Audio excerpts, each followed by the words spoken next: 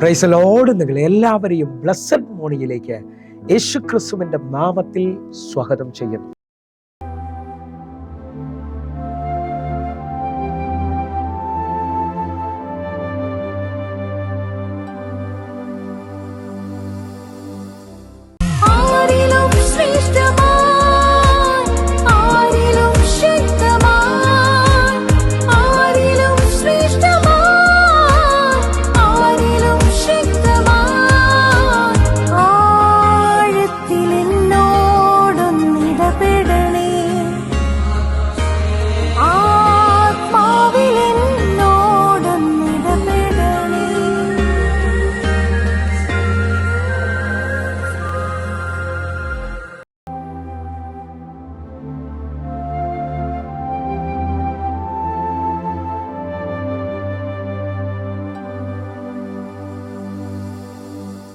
പ്രിയരെ, അനുഗ്രഹിക്കപ്പെട്ട ഒരു പ്രഭാതം കൂടി നമ്മുടെ ജീവിതത്തിൽ അനുവദിച്ചു തന്ന വലിയവനായ ദൈവത്തെ നമുക്ക് ഒരുമിച്ച് ചേർന്ന് നന്ദി പറയാം.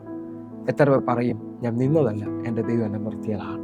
ഒന്നുകൂടെ പറഞ്ഞു കഴിഞ്ഞാൽ 2024 നവംബർ മാസം 24 തീയതി വരെയും എന്നെയും എൻ്റെ കുടുംബത്തെയും കണ്ണിലെ കൃഷ്ണമണി പോലെ സൂക്ഷിക്കുകയും വിടുവിക്കുകയും ചെയ്ത വലിയവനായ ദൈവത്തിന് നന്ദി പറഞ്ഞുകൊണ്ട് ഈ പ്രഭാത ചിന്തയിലേക്ക് നമുക്ക് ഒരുമിച്ച് അടുത്തു വരാം.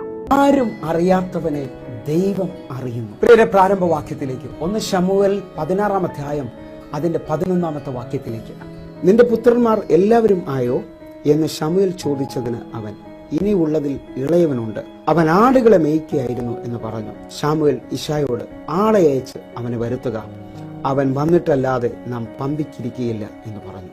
പ്രിയരെ, ഈ പ്രഭാതത്തിൽ ദൈവം നമ്മോട് ഇടപെടുന്ന അനുഗ്രഹിക്കപ്പെട്ട വചനത്തിനായിട്ട് നമുക്ക് ഒരുമിച്ച് ചേർന്ന് ദൈവത്തിന് നന്ദി പറയാം. നാം വായിച്ച വചന പശ്ചാത്തലം എന്ന് പറയുന്നത്, ഇശായോട് ശമൂവേൽ പ്രവാചകൻ ചോദിക്കുകയാണ്, നിന്റെ മക്കൾ എല്ലാവരും ആയോ? ഹല്ലേലൂയ. ആ സമയത്ത് ഇശായ പറയാണ്, എൻ്റെ ഇളയ മകനായ ഒരുവനും കൂടുണ്ട്, അവൻ ആടുകളെ മേയ്ക്കുകയാണ്. എന്നെ കേൾക്കുന്നവർ, ഈ വചന പശ്ചാത്തലം നിങ്ങൾക്ക് ഒന്നുകൂടെ മനസ്സിലാകണമെങ്കിൽ ഈ 16 അധ്യായം അതിന്റെ 1 വാക്യം കൂടെ നമുക്ക് വായിക്കാം. അനന്തരം യഹോവ ശമൂവേലിനോട്, ഇസ്രായേലിന്റെ രാജ്യസ്ഥാനത്ത് നിന്ന് ഞാൻ ശൗലിനെ തള്ളി എന്ന് അറിഞ്ഞിരിക്കെ നീ അവനെക്കുറിച്ച് എത്രത്തോളം ദുഃഖിക്കും. കൊമ്പിൽ തൈലം നിറച്ച് പുറപ്പെടുക, ഞാൻ നിന്നെ ബെത്ലഹേമ്യനായ ഇശായിയുടെ അടുക്കൽ അയക്കും, അവന്റെ മക്കളിൽ ഞാൻ ഒരു രാജാവിനെ കണ്ടിരിക്കുന്നു എന്ന് കൽപ്പിച്ചു. ഞാനിപ്പോൾ വായിച്ചു കേൾപ്പിച്ച വചനം നിങ്ങൾ കേട്ട് കഴിഞ്ഞപ്പോൾ നിങ്ങൾക്ക് ആ വചന പശ്ചാത്തലം വ്യക്തമായി വെളിപ്പെട്ടിട്ടുണ്ട്. ഇസ്രായേലിന്റെ ആദ്യത്തെ രാജാവായ ശൗലിനെ ഇതാ ദൈവം തെളിയിരിക്കുകയാണ്. ഇതാ രണ്ടാമത്തെ രാജാവിനെ തിരഞ്ഞെടുക്കേണ്ടതിന് വേണ്ടി ശമൂവേൽ പ്രവാചകനോട് ദൈവം പറയാണ്, തൈലക്കൊമ്പിൽ തൈലവും നിറച്ചുകൊണ്ട് ബെത്ലഹേമ്യനായ ഇശായിയുടെ വീട്ടിലേക്ക് നീ പോകുക, അവന്റെ മക്കളിൽ ഒരുവനെ ഞാൻ രാജാവായി കണ്ടിരിക്കുകയാണ്. പ്രവാചകൻ ഇപ്പോൾ ഇശായിയുടെ വീട്ടിൽ വന്നു. ഇശായിക്ക് 8 മക്കളാണുള്ളത്. 7 മക്കളെയും പ്രവാചകന്റെ മുമ്പിലേക്ക് ഓരോരുത്തരായിട്ട് ഇതാ ഇശായി നിരത്തി നിർത്തിക്കൊണ്ട് അവരെ സപ്പോർട്ട് ചെയ്യാണ്. ഇവൻ തന്നെയാണ് അഭിഷേകം ചെയ്യപ്പെടേണ്ടത്, ഇവനെയാണ് ദൈവം കണ്ടിരിക്കുന്നത്. ഇങ്ങനെ 7 മക്കളെയും പ്രവാചകന്റെ മുമ്പിൽ നിർത്തി തന്റെ അപ്പനായ ഇശായി സപ്പോർട്ട് ചെയ്ത് സംസാരിക്കുകയാണ്. പക്ഷെ അവരുടെ ആരുടെയും മേൽ ദൈവത്തിന്റെ നിയോഗമില്ലാത്തത് കൊണ്ട് ഇശായിയോട് പ്രവാചകൻ ചോദിക്കുകയാണ്, നിന്റെ മക്കളിൽ എല്ലാവരുമായോ? അതാണ് നാം കുറിവാക്യമായി വായിച്ചു കേട്ടത്. അവിടെ ഇശായി മറുപടി പറയാണ്, ഇനി ഒരുവനും കൂടെ ഉണ്ട്, അവൻ എന്റെ ആടുകളെ മേയ്ക്കുവാൻ കാട്ടിലാണ് ആയിരിക്കുന്നത്. ഇശായിയുടെ പറച്ചിൽ നിന്ന് നമുക്ക് മനസ്സിലാകുന്നത് എന്താണെന്നറിയാമോ? അവനെ ഇതിനൊന്നിനും കൊള്ളത്തില്ല. ഹല്ലേലൂയ. അവനെ ആടിനെ മേയ്ക്കാൻ മാത്രമാണ് കൊള്ളാവുന്നത്. ഹല്ലേലൂയ.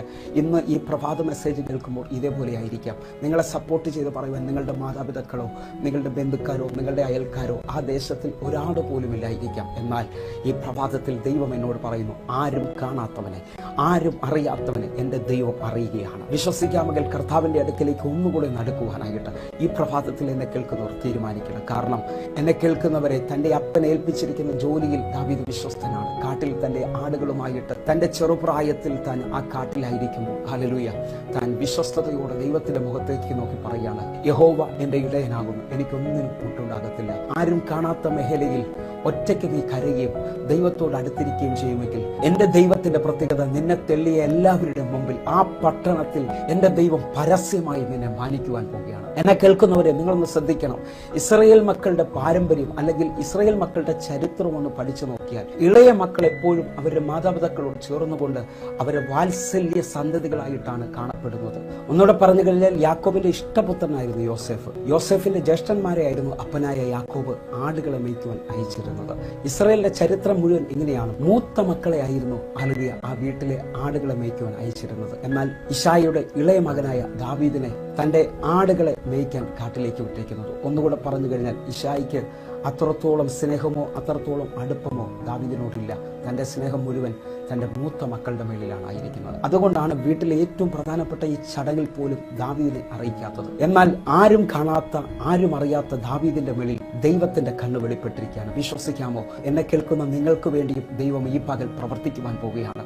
നിങ്ങൾക്ക് ആ ജോലിയിൽ നിങ്ങളെ റെക്കമെൻഡ് ചെയ്യുവാനോ നിങ്ങളെ സഹായിക്കുവാനോ നിങ്ങളുടെ കടബാധ്യതയിൽ ആ രോഗത്തിന്റെ അനുഭവത്തിലും എല്ലാവരും നിങ്ങളെ തള്ളിക്കളഞ്ഞിട്ടുണ്ടോ? ആരും നിങ്ങളെ സഹായിക്കാൻ ഇല്ലാത്ത അനുഭവത്തിലാണോ? ഈ പ്രഭാതത്തിൽ ആത്മാവിൽ നിറഞ്ഞുകൊണ്ട് ഞാൻ നിങ്ങളോട് ദൂത് പറയുകയാണ്, എൻ്റെ ദൈവം നിന്നെ കണ്ടിരിക്കുകയാണ്. എൻ്റെ ദൈവം ആരും സഹായിക്കാനില്ലാത്തതിനു വേണ്ടി സഹായമായി വെളിപ്പെടും. നിങ്ങളൊന്നുകൂടെ ശ്രദ്ധിച്ചു നോക്കിയേ. 38 വർഷമായ കുളക്കടവിൽ കിടക്കുന്ന വ്യക്തിയെ ഞാൻ നിങ്ങളുടെ മുമ്പിലോട്ടൊന്ന് കൊണ്ടുവരാൻ ആഗ്രഹിക്കുന്നു. യോഹന്നാന്റെ സുവിശേഷം 5-ാം അധ്യായം 6-ഉം 7-ഉം വാക്യങ്ങളിലേക്ക്. അവൻ കിടക്കുന്നത് യേശു കണ്ടു. ഇങ്ങനെ ഏറിയ കാലമായിരിക്കുന്നു എന്ന് അറിഞ്ഞ് നിനക്ക് സൗഖ്യമാകാൻ മനസ്സുണ്ടോ എന്ന് അവനോട് ചോദിച്ചു. 7-ാമത്തെ വാക്യം. രോഗി അവനോട്, യജമാനന് വെള്ളം കലങ്ങുമ്പോൾ എന്നെ കുളത്തിൽ ആക്കുവാൻ ആരുമില്ല. ഞാൻ തന്നെ ചെല്ലുമ്പോൾ മറ്റൊരുത്തൻ എനിക്ക് മുമ്പായി ഇറങ്ങുന്നു എന്ന് ഉത്തരം പറഞ്ഞു. ഇതാ 38 വർഷമായി കുളക്കടവിൽ കിടക്കുന്നവൻ യേശുവിനോട് മറുപടി പറയാണ്, ആ കുളത്തിലേക്ക് ഇറക്കുവാൻ, എന്നെ സഹായിക്കുവാൻ, എന്നെ ഒന്ന് ഹെൽപ്പ് ചെയ്യുവാൻ ആരുമില്ല.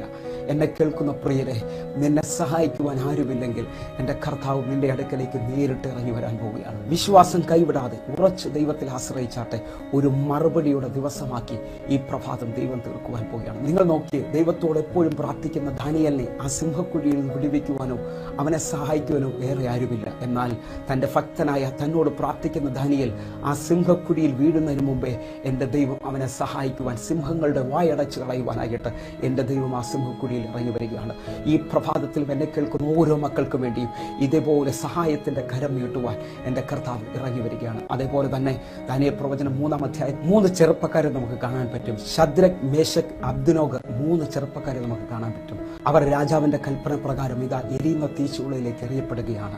അവരെ സഹായിക്കുവാനായിട്ട് അവിടെ ആരുമില്ല. എന്നാൽ തീച്ചൂളയിൽ 4-മനായിട്ട് എൻ്റെ ദൈവം അവരെ സഹായിക്കുവാൻ ഇറങ്ങി വരികയാണ്. ഇതാ നെബൂഖദ്നേസർ രാജാവ് സിംഹാസനത്തിൽ എഴുന്നേറ്റിട്ട് പറയുകയാണ്, നമ്മൾ തീയിലിട്ടത് 3 പേരെയാണ്, പക്ഷെ അവരെ സഹായിക്കേണ്ടതിനു വേണ്ടി തീയിൽ 4-മനായി ഒരുവൻ ഇറങ്ങി നിൽക്കുന്നു. ഹല്ലേലൂയ. ലോകക്കാർക്ക് ആർക്കും സഹായിക്കാൻ പറ്റാത്ത അനുഭവത്തിൽ എൻ്റെ ദൈവം നിങ്ങളെ സഹായിക്കുവാൻ ഇറങ്ങി വരിക തന്നെ ചെയ്യും.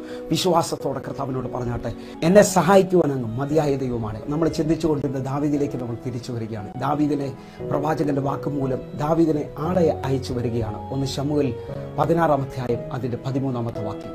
അങ്ങനെ ശമൂവേൽ തൈലക്കൊമ്പെടുത്ത് അവന്റെ സഹോദരന്മാരുടെ നടുവിൽ വെച്ച് അവനെ അഭിഷേകം ചെയ്തു. യഹോവയുടെ ആത്മാവ് അന്നു മുതൽ ദാവീദിന്റെ മേൽ വന്നു. ശമൂവേൽ എഴുന്നേറ്റ് രാമയിലേക്ക് പോയി. നാം വായിച്ചു കേട്ട വചന പശ്ചാത്തലം അനുസരിച്ച് ദാവീദ് എവിടെയാണോ തള്ളപ്പെട്ടത്, എവിടെയാണോ താഴ്ത്തപ്പെട്ടത്, അവിടേക്ക് എൻ്റെ ദൈവം ദാവീദിനെ കൊണ്ടുവന്ന് അഭിഷേകം ചെയ്യുകയാണ്. തെല്ലപ്പെട്ടവരുടെ മധ്യത്തിൽ വെച്ച് തന്നെ ദാവീദിന്റെ തലയെ എണ്ണ കൊണ്ട് ദൈവം അഭിഷേകം ചെയ്യുകയാണ്. വിശ്വാസത്തോടും വിശ്വസ്തയോടും കൂടെ ദൈവത്തിന്റെ മുമ്പിലായിരിക്കും ഓരോ മക്കളെയും ആര് കണ്ടില്ലേലും ആര് സഹായിച്ചില്ലേലും എൻ്റെ ദൈവം തക്ക സമയത്ത് അവന് വേണ്ടിയുള്ള വഴികൾ തുറക്കും. വിശ്വസിക്കുന്നവരുണ്ടെങ്കിൽ ഈ പ്രഭാതത്തിൽ കണ്ണുകൾ അടച്ചാട്ടെ. എൻ്റെ ദൈവം നിങ്ങളെ സഹായിക്കുവാൻ പോവുകയാണ്. കണ്ണുകൾ അടയ്ക്കാം, പ്രാർത്ഥിക്കാം. ഞങ്ങളെ സ്നേഹിക്കുന്ന ഞങ്ങളുടെ നല്ല കർത്താവേ, ഈ പ്രഭാതത്തിൽ എന്നെ കേൾക്കുന്ന ഓരോ മക്കൾക്കുമായി ഞാൻ പ്രാർത്ഥിക്കുന്നു. അറിയാം, കുടുംബപരമായിട്ട് ഒരു ഉയർച്ചയ്ക്ക് വേണ്ടി ആരും സഹായിക്കാനില്ലാതെ, ഒരു ജോലിക്ക് വേണ്ടി ആരും സഹായിക്കാനില്ലാതെ, ആ കടബാധ്യതയിൽ ആരും സഹായിക്കാനില്ലാതെ, ആ രോഗത്തിന്റെ അനുഭവത്തിൽ ആരും സഹായിക്കാനില്ലാതെ അനേകർ എന്നെ ശ്രദ്ധിക്കുന്നുണ്ട്. കർത്താവേ, ഇവരുടെ വിഷയത്തിനകത്ത് അങ്ങയുടെ കരം അങ്ങ് നീട്ടാൻ പോകുന്നതിനായി നന്ദി. അങ്ങയുടെ ആണിപ്പാടുള്ള കരം കൊണ്ട് അങ്ങ് ഇവരെ തൊടാൻ പോകുന്നതിനായി നന്ദി. ഈ പ്രഭാതത്തിൽ അത്ഭുതകരമായ ഒരു വിടുതൽ ഇവരെ വേണ്ടി അങ്ങ് അയക്കാൻ പോകുന്നതിനായി സ്തോത്രം ചെയ്ത് പ്രാർത്ഥിക്കുന്നു. വലിയ വിടുതലായി ഞാൻ സ്തോത്രം ചെയ്യുന്നു. യേശുവിൻ നാമത്തിൽ പ്രാർത്ഥിക്കുന്നു. അപ്പാ, അങ്ങ് വിടുതൽ അയച്ചതിനായി നന്ദി. യേശുവിൻ നാമത്തിൽ പ്രാർത്ഥിക്കുന്നു. കേൾക്കണം പിതാവേ. ആമേൻ.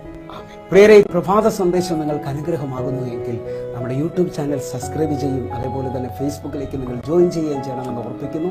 അതേപോലെ ഒരു ഗുഡ് ന്യൂസ് അറിയിക്കുന്നു. എല്ലാ ദിവസവും സൂമിൽ നമുക്ക് ആരാധന നടക്കുകയാണ്. അത് ഫേസ്ബുക്കിലും യൂട്യൂബിലും ലൈവായിട്ട് കടന്നു വരുന്നുണ്ട്. നിങ്ങളെയും പ്രത്യേകിച്ച് ഞാൻ ആ സൂമിലെ ആരാധനയ്ക്ക് വേണ്ടി ക്ഷണിക്കുകയാണ്. കടന്നു വന്നിട്ട് അനേക ആയിരങ്ങൾ അതിൽ വിടുതൽ പ്രാപിച്ചിട്ടുണ്ട്.